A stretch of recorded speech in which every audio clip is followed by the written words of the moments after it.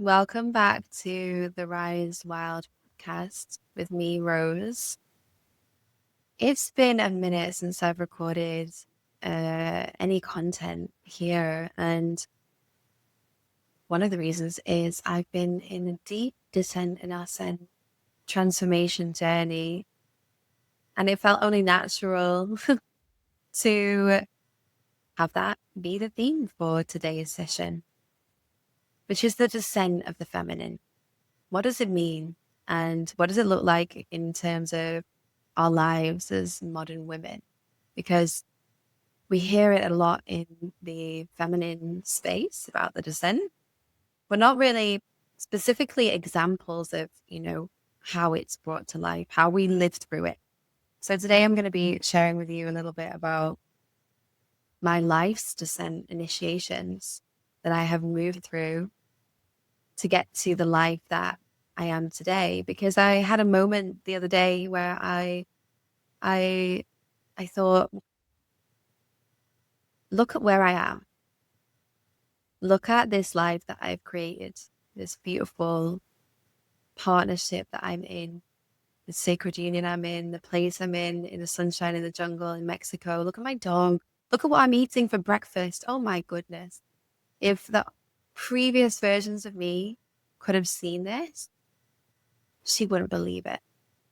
And it got me thinking, we really do not know the depth of the people we see on social media.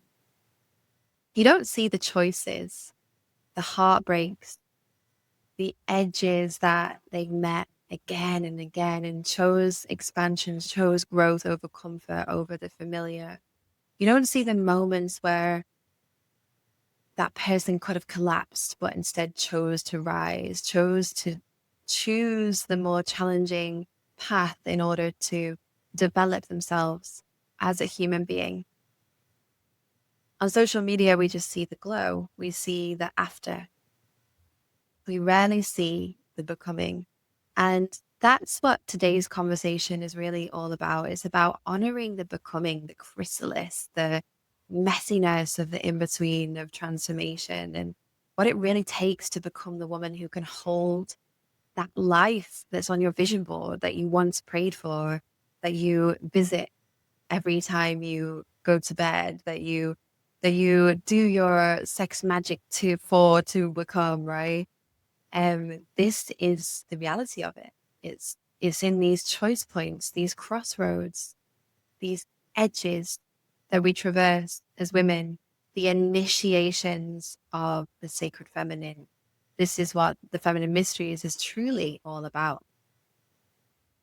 And the myth that is the most potent to describe what I'm talking about here in terms of descent is one of the oldest ancient myths from ancient Sumeria, and it's called the myth of Inanna.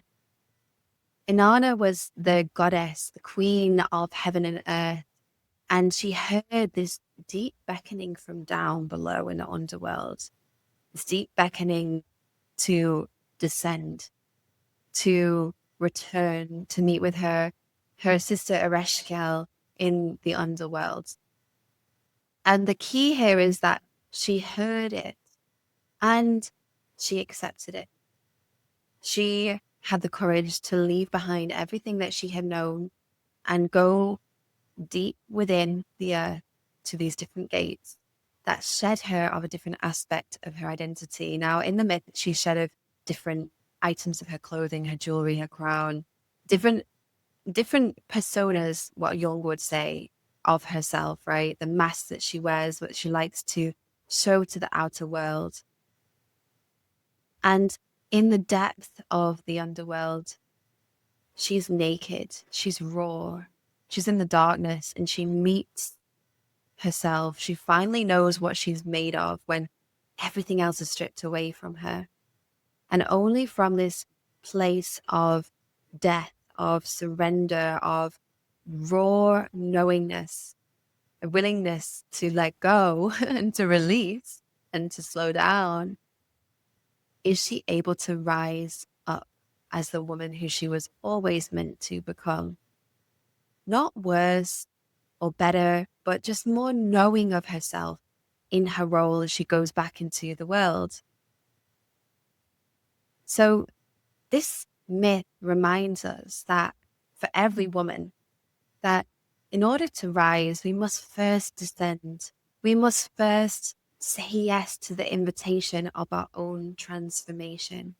This is something that has been like super relevant to my life in general because I'm a Scorpio. And for those of you who are into astrology, you'll be like, oh, wow, yeah, because Scorpio is all about transformation. It's about death, rebirth, life, death, rebirth, life, the cycle that goes over and over again that gets us more in touch with who we are as we rebirth each time.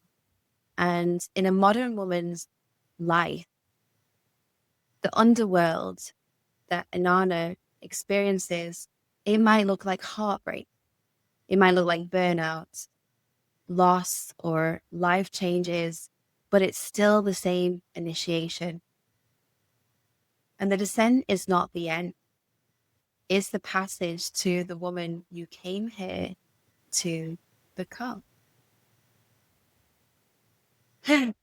Now, I would really like to share with you a little bit about my own experiences with the descent because it's been such a foundational experience since I was very, very young. And the one that is the earliest that I can remember was when I was 9 years old. And it was this experience of life as I knew it before, the family life, very happy with my mum and dad, my sister. And then after was never the same again. So I found out when I was 9 years old that my dad had ended his own life. And as you can imagine, as a 9-year-old girl, that completely shattered my reality. And it made me grow up really, really fast. And it made me realize about the darkness that's in the world at a very young age. And it made me forfeit the masculine protection and the divine masculine in my life all at once. And it made me strong too, but it also made me hyper independent as the shadow side of that, right? I learned how to survive, how to provide for myself, how to hold myself, how to be a high achiever, even, but not how to be held, how to be soft, how to receive. And at 16, I left home. I worked, I studied, I paid my way through university, got loans, built myself up from the ground up when I could see people around me who were supported by their parents. And for years, I thought that that was what empowerment was. I was really deep into feminism and equality between men and women. And I even would have said no to a man if he tried to pick up my bags or to carry my bags for me. I was so strong in the fact that I have got it all by myself. I was super proud about that. But what I see now is that I was building safety through control, not through trust in the goddess and God. And I chose to become a psychotherapist because I wanted to help heal people. I thought that maybe if I could help others, maybe the world would be a better place. Maybe I would be a little better. Maybe it would be a little bit safer. But 10 years in, I realized that my career was actually built on the wound of the wounded healer, actually. I came from a lineage of women who gave everything. They self-sacrificed. They overextended themselves. They held everyone else's pain and they called it love. And it was love, but it was at the cost of their own health, their own well-being, their own life, their own soul. And unbeknownst to me, through deciding to be a psychotherapist, I was actually continuing that pattern, helping everyone but myself. I was seeing 5 clients every single day in the system. I was ending the day feeling exhausted. And after practicing, doing something to maintain myself in a okay place of either yoga or going to the spa or whatever it might be, I was absolutely exhausted. And actually, it was life, it was God that decided to initiate my descent in 2020 when life completely brought me to my knees. I mean, I wasn't the only one. It was the pandemic. It was COVID. I was in the UK, and it was like I was enjoying my Saturn return as well. It was like a dark night of the soul, and my engagement to my then fiance ended. And 3 months later, my precious dog, who I had such a deep bond with, died. And my yoga studio, that I ran with my ex, it closed down in COVID as well, of course. And I was penniless. I was heartbroken. I was completely stripped of my identity. All of my illusions of myself as being this future wife, this dog owner, this future that I could see for myself was completely gone. And that was my underworld.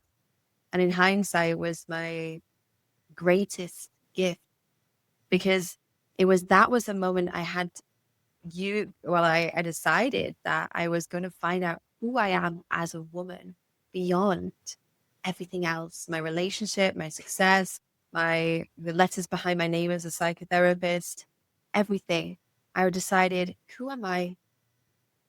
And like Inanna, I was forced to stand naked with life and ask, when there's nothing else to hold on to, when it gets really quiet, when I go home at night and I'm on my own in the dark, who am I? And the honest answer was, I didn't even know, because I had been so busy trying to heal other people, receiving messages from the outside about who I should or shouldn't be, that I really hadn't had the luxury of getting to know myself. So I decided I owe that to myself. And it was in those years from 2020 till 2023 that I kind of think of as the snake skin years, because I was outgrowing my old life, but I had no proof of the new one. And that's key to riding the edge, by the way. Outgrowing the old, but not having no Newtonian material proof of the new one, other than a vision, other than a felt sense and inner knowing that there was something more than this. There was something, an existence where I felt more alive. I felt light in my body. I laughed a lot. There was joy, there's pleasure. There was a kind of love that completely set your soul on fire. I knew that that existed somewhere. I just knew that. And during those years, it was a lot of friction. There was discomfort. There was a constant shedding of skin that didn't fit in anymore. And I had to hold, that tension and still hold the vision and still move forward through the chrysalis stage of that transformation. And these years really reminded me that even though when it doesn't look like something's happening on the outside, there can be so much happening on the inside. And we can look to winter for examples of this, right? When it's winter, it looks bare. The leaves are bare. There's nothing happening on the surface of the earth. But underneath the earth, life is percolating in the roots. Life is regenerating. And that is what the edge feels like for us. It's a space between who you've been and who you're becoming. It's the unknown. It's the liminal. It's a place where fear and possibility meet.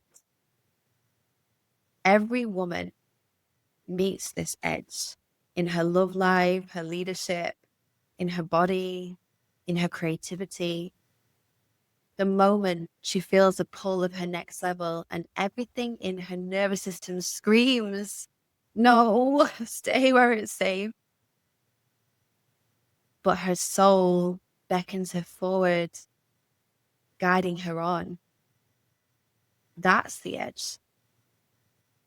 and it's holy. And so in my personal edge, I ask myself, what's more scary, staying the same forever or risking the uncertainty of the unknown? And it was super clear to me that it was more scary to stay exactly where I was. So I decided to take the leap in 2023, and I fully left the system. I sold all my things.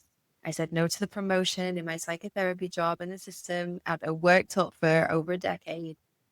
I bought a one-way ticket to Mexico, solo as a woman. I know. And I walked away from everything that was familiar. Not because I wasn't afraid, but because I was done letting fear decide who I get to be. I was done letting everyone else decide who I should be as a woman. And by all accounts, really, I was past my sexual market value. I was over 30 years old when I decided to make that decision solo. And, there was a pressure outside that I should, at this point, be married and have children and XYZ and have a mortgage, which none of that was the case. So I decided to let faith become my only strategy in life. And what I've learned since is that faith doesn't come from knowing the outcome at all. It comes from trusting the birthing process. So the woman you see now, who I am now, where I live now, how I love, how I live, how I lead, it didn't happen overnight. She was born in the underworld. One choice, one heartbreak, one rebirth at a time. And at these choice points, these crossroads that every woman meets, they are like your personal rites of passage into the life that you co-create with God and the goddess. So for every woman at her edge, every woman I work with is living her own version of this story. And the woman who's tired of holding it all as much as the woman who's terrified to slow down because rest feels unsafe, or the woman who's craving love but afraid to be fully seen in her rawest expression. This is the feminine initiation, the descent before the rise, the softening that leads to true power. And at the moment inside Rise Wild Mystery School, my mystery school, the online mystery school, we also have retreats twice a year. But at the moment, we are doing a October Dancing on the Edge container. And this container really inspired the topic of my podcast today, because it's truly seeing real time, the trembling, the shedding, the surrender, the expansion happening in real time of the not knowing and trusting the free fall of that experience. That is it. That is what it's all about, to be alive. Because your edges aren't here to break you. They're here to birth you. They're here to birth you into the woman our daughters and our world need you to become. And it's your choice whether you accept the invitation into the descent so that you can rise wild as the woman you are beyond who the world told you you should be. And like Inanna, every woman must descend in order to rise. She must meet herself in the underworld, not as some kind of punishment, but as preparation for this next self she is becoming. And when she returns, she carries light that can never be taken from her. So if you're standing at your edge right now in love and leadership in life, please trust it. You're not falling apart. You're descending open to rise even wider. If you're navigating, walking your own edge and ready to be held in that becoming, why don't you join us inside the Rise Wild Mystery School? You can get your first 14 days for free by clicking the link in my profile or visiting www.rosewild.com/Rise Wild membership.